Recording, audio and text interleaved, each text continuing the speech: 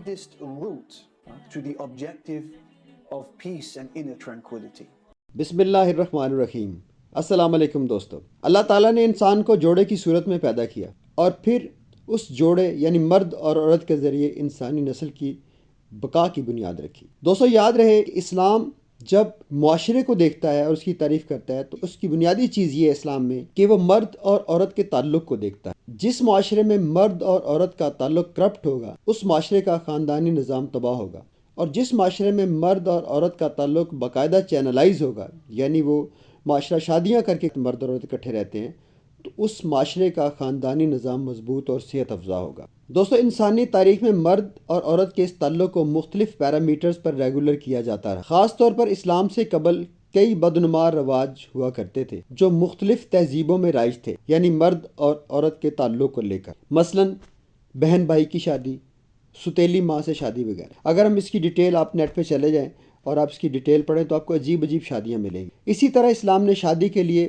مخصوص عورتوں کو ڈیفائن کر دیا ہے، اور قرآن میں اللہ تعالیٰ نے کہا کہ تمہاری مائیں اور ستیلی مائیں، سگی بہن، بیٹی، خالہ، پھپھو، اور اسی طرح کئی اللہ پاک نے رشتے گنوائے ہیں جن سے نکاح انسان کا نہیں ہو سکتا اور وہ قطعی طور پر حرام ہے. کچھ رشتے ایسے ہیں جو وقتی طور پر آپ کے لیے، جیسے ایک دو بہنیں ایک ٹائم پہ آپ نکاح کے اندر نہیں رکھ سکتے تو وہ بھی الاؤ نہیں ہے.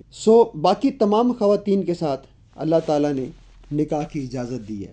اس کی بہرحال جس طرح میں نے پہلے عرض کیا کہ آپ کو تفصیل جو ہے قرآن میں مل جاتی. دوستو اس طرح ٹرمز بنائی ہے معاشرے میں. بہرحال آج کل تو ایک اور لیونگ ریلیشن شپ بھی بنا ہوا ہے معاشرے کے اندر کہ بغیر شادی کے جو خواتین اور مرد رہتے ہیں انڈیا اور باقی مغربی ممالک کے اندر یہ بہت پایا جاتا ہے. اس کے علاوہ جو انگلش ٹرمز ہیں، پولیگیمی یعنی ایک سے زیادہ شادی، مونوگیمی یعنی ایک شادی، پولینڈری یعنی ایک وقت میں عورت کی مختلف مردوں سے شادی. اسی طرح ایک ہے پولی ایمری. اس میں پولی ایمری کے اندر ہے کہ ایک وقت میں کسی کی بیوی مختلف مردوں سے اپنا تعلق رکھ سکتی ہے اور اس پر دونوں پارٹنرز کو کوئی اعتراض نہیں ہے اور وہ خوشی خوشی زندگی گزارتے ہیں. اور یہ رواج جو ہے اس وقت امریکہ کے اندر، میں نے ابھی BBC کی رپورٹ دیکھی، اس کے اندر دیکھا کہ یہ رواج بہت زیادہ جو ہے وہ امریکہ کے اندر جو ہے وہ رواج پنپ رہا ہے یا مشہور ہو رہا ہے. اسی قسم کا رواج یعنی ایک جو ہے عورت، اس کی 4-5 بھائیوں سے مختلف سے ایک ہی وقت میں شادی ہوتی ہے. اور بھارت میں ہماچل پردیش، اتراکھنڈ، لداخ، اروناچل پردیش وغیرہ میں کئی قبیلے ایسے ہیں جو مطلب ایک عورت سے 2-2 3-3 بھائی یا 4-4 بھائی شادیاں کرتے ہیں. تو بہرحال ہم یہ دیکھ رہے ہیں اپنے ارد گرد اور پوری دنیا کے اندر ہم دیکھتے ہیں کہ عورت اور مرد کا ریلیشن شپ اوور آل کرپٹ ہو چکا ہے.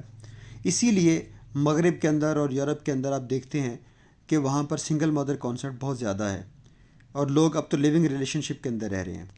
اگر ہم چاہتے ہیں کہ ہمارا خاندانی نظام ٹھیک رہے اور ہمیشہ بقا پائے تو ہمیں ہمیشہ اس اسلام کے حکم کے مطابق ہمیں اپنے خاندانی نظام کو چینلائز کرنا ہے، مرد اور عورت کے تعلق کو چینلائز کرنا ہے، جس کی وجہ سے معاشرہ آپ کا محفوظ رہے گا.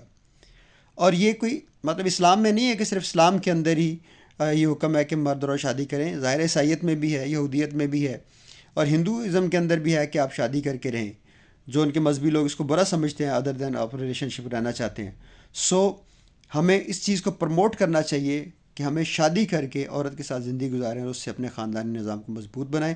اس کے علاوہ کوئی بھی تعلق جو ہے اس سے خاندانی نظام مضبوط نہیں ہوتا بلکہ معاشرہ تباہی کا شکار ہوتا ہے. بہت شکریہ. نیکسٹ ٹائم کسی اور ویڈیو کے ساتھ ملاقات ہوگی. اللہ حافظ.